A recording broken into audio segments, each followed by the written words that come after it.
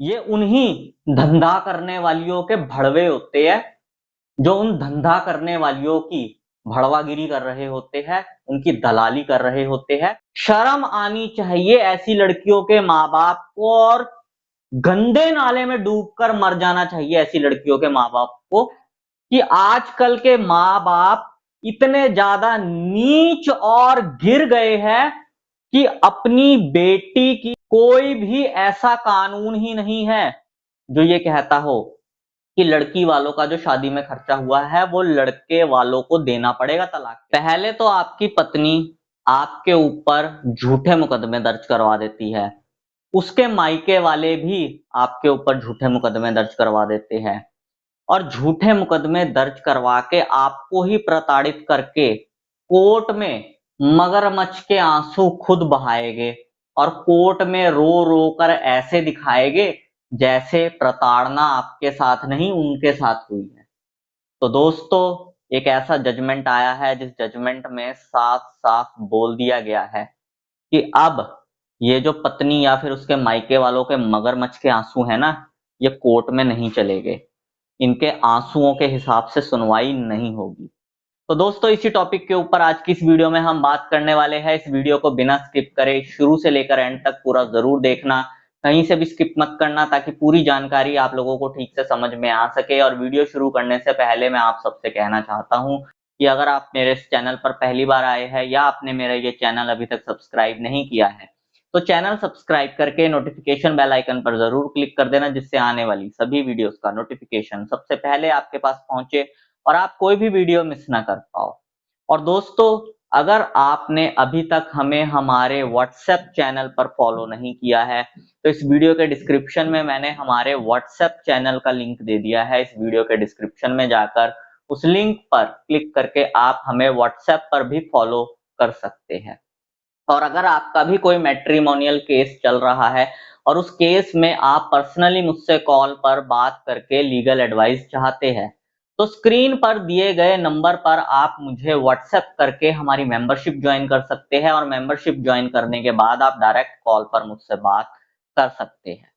तो चलो दोस्तों, आज की इस वीडियो को आगे कंटिन्यू करते हैं।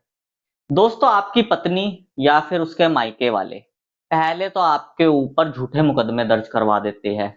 उस झूठे मुकदमे में आपको ही प्रताड़ित करते हैं, और उसके बाद कोर्ट में मगरमच्छ के आंसू बहाकर रो रो कर जज को ऐसे दिखाएंगे जैसे प्रताड़ना उनके साथ हुई हो। तो दोस्तों, ऐसा ही एक जजमेंट आया है जिसमें ऐसा ही कुछ हुआ था, और ये जजमेंट एक ऐसे मामले का है जिस मामले में अपराध बहुत बड़ा गंभीर दिखाया गया था, लेकिन फिर भी पति जो है आराम से बरी हो गया। तो सबसे पहले तो मैं आप लोगों को स्टोरी सुनाता हूं कि इस मामले में हुआ क्या था। दोस्तों, पति और पत्नी की शादी के बाद छोटे मोटे जो विवाद चलते हैं वो सभी की जिंदगी में होते हैं। उनकी जिंदगी में भी कुछ ऐसे ही विवाद चल रहे थे। कुछ समय के बाद क्या होता है, पत्नी की मृत्यु हो जाती है, और पत्नी की मृत्यु होने के बाद जो पत्नी के मायके वाले होते हैं, वो पति और पति के परिवार वालों के ऊपर दहेज हत्या का मुकदमा दर्ज करवा देते हैं। वो उस मुकदमे में लिखवाते हैं कि हमारी जो बेटी थी, इसकी दहेज को लेकर हत्या की गई है, इसके साथ दहेज को लेकर बहुत ज्यादा प्रताड़नाएं की जाती थी, इससे गोल्ड मांगा जाता था, हमने शादी में 4 लाख रुपए खर्च किए हैं। एक बात मैं आप लोगों को बता दूं, ये जो लड़की वाले मुंह उठाकर केस में लिख देते हैं कि हमने शादी में इतना खर्चा किया, इतने लाख का खर्चा किया, उतने करोड़ का खर्चा किया, ये लिखवाकर क्या साबित करना चाहते हैं कि क्या ये पैसा इन्हें मिलेगा? मैं आप लोगों को क्लियर बता दूं, ये जो लड़की वाले मुंह उठा उठाकर जो लिख देते हैं ना केसों में कि हमने शादी में इतना पैसा खर्च किया, उतना पैसा खर्च किया, कोई भी ऐसा कानून ही नहीं है जो ये कहता हो कि लड़की वालों का जो शादी में खर्चा हुआ है वो लड़के वालों को देना पड़ेगा तलाक के समय। ऐसा कोई भी कानून नहीं है।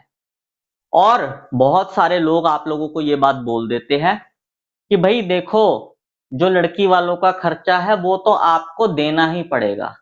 ये और कोई नहीं होते, ये उन्हीं धंधा करने वालियों के भड़वे होते हैं, जो उन धंधा करने वालियों की भड़वागिरी कर रहे होते हैं, उनकी दलाली कर रहे होते हैं, क्योंकि वो जो पैसा आपसे लेकर उस धंधा करने वाली को दिलवाया जाता है, वो धंधा करने वाली जो अपने कुकर्मों को छुपाने के लिए आपके ऊपर झूठे मुकदमे दर्ज करवाकर आपसे पैसा लूटती है, इस अमाउंट में उन भड़वों की भी कमीशन सेट होती है।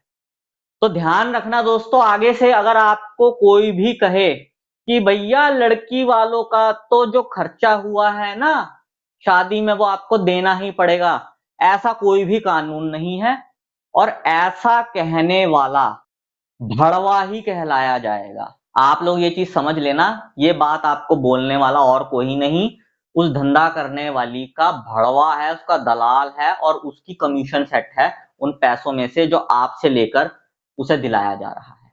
तो इस मामले में भी इसी तरह 4 लाख रुपए लिख दिया गया।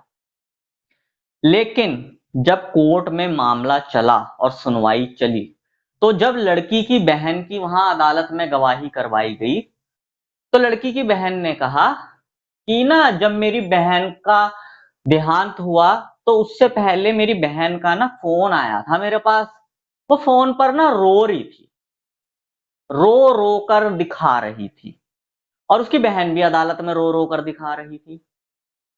तो जस्टिस नीना बंसल ने साफ क्लियर कहा कि ये जो आपके आंसू है ना, ये कोर्ट में सामने वालों का अपराध साबित नहीं करेंगे। यहां सबूत लाके रखो। सबूत क्या है आपके पास कि आपकी बहन की दहेज को लेकर हत्या कर दी गई है, आंसू सबूत नहीं है। दोस्तों मैंने ये चीज देखी है कि आजकल के माँ बाप इतने ज्यादा नीच और गिर गए हैं कि अपनी बेटी की मृत्यु पर भी सामने वाले व्यक्ति को लूटने की कोशिश करते हैं। किसी की बेटी की मृत्यु हुई हो तो वो उस शोक से बाहर नहीं निकल पाता, उस दुख को संभालने में उसे बड़ा समय लग जाता है। लेकिन आजकल की लड़कियों के नीच और गिरे हुए माँ बाप अपनी लड़की की मृत्यु के बाद अपने दामाद और उसके परिवार वालों के ऊपर दहेज हत्या का झूठा मुकदमा दर्ज करवा देते हैं उनसे पैसे ऐंठने के लिए।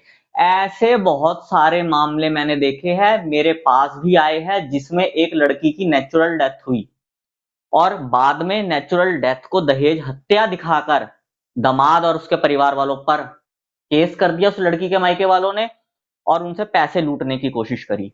शर्म आनी चाहिए ऐसी लड़कियों के माँ बाप को और गंदे नाले में डूबकर मर जाना चाहिए ऐसी लड़कियों के माँ बाप को जो अपनी लड़की की मौत पर भी पैसा बनाने की सोच रखते हैं। मेरे खुद एक जान पहचान के व्यक्ति का केस एक आया था सामने, जिसमें उसकी जो पत्नी थी उसे पहले से ही दिल की कोई समस्या थी, हार्ट प्रॉब्लम थी उसे पहले से ही। शादी के बाद हार्ट अटैक आया और उसकी मौत हो गई। बाद में लड़की के मायके वालों ने दहेज हत्या का केस कर दिया, वो बेचारा छुपता फिरे, भागता फिरे। बाद में जब पोस्टमार्टम रिपोर्ट वगैरह आई तब पता लगा कि लड़की को पहले से ही हार्ट प्रॉब्लम थी, जिस वजह से उसका हार्ट अटैक हुआ है और हार्ट अटैक से उसकी डेथ हुई है। नेचुरल डेथ थी, दहेज के लिए हत्या नहीं की गई। और जिस मामले की स्टोरी मैं आप लोगों को सुना रहा हूं, इस मामले में भी कुछ ऐसा ही हुआ था। पोस्टमार्टम रिपोर्ट में यही चीज निकलकर सामने आई कि लड़की को निमोनिया था, निमोनिया होने की वजह से उस लड़की की डेथ हुई है, उसकी कोई दहेज हत्या नहीं हुई। तो आप लोग अब देख ही सकते हो किस तरीके के घिरे हुए नीच माँ बाप है आजकल की लड़कियों के, जो अपनी बेटी की नेचुरल डेथ को भी दहेज हत्या का नाम देकर सामने वाले से पैसे लूटने की कोशिश कर रहे हैं। दिल्ली हाई कोर्ट की जज जस्टिस नीना बंसल जी ने ये फैसला सुनाया है और बहुत ही अच्छा फैसला है। अगर आप लोगों को भी लगता है कि जस्टिस नीना बंसल जी ने बहुत अच्छा फैसला सुनाया है, तो इस वीडियो के कमेंट बॉक्स में लिखना जस्टिस नीना बंसल जिंदाबाद। और दोस्तों जिस जजमेंट के बारे में मैं बात कर रहा हूं उसका नाम आप लोगों को स्क्रीन पर शो हो रहा होगा। इस नाम को आप गूगल पर सर्च करके डाउनलोड कर सकते हैं और इस जजमेंट को पढ़ सकते हैं। बस यही जानकारी दोस्तों आज की इस वीडियो में मैं आप लोगों को देना चाहता था। उम्मीद करूंगा आपको ये जानकारी पसंद आई होगी। अगर आपको ये जानकारी पसंद आई हो तो इस वीडियो को लाइक ज़रूर कर देना। इस वीडियो को बाकी लोगों के साथ भी शेयर कर देना ताकि बाकी लोगों तक भी ये जानकारी पहुँच सके। और अगर आप लोगों का मेरे लिए कोई सजेशन हो तो कमेंट बॉक्स में ज़रूर लिखना। मैं मिलता हूँ आपसे अगली वीडियो में। Thank you very much.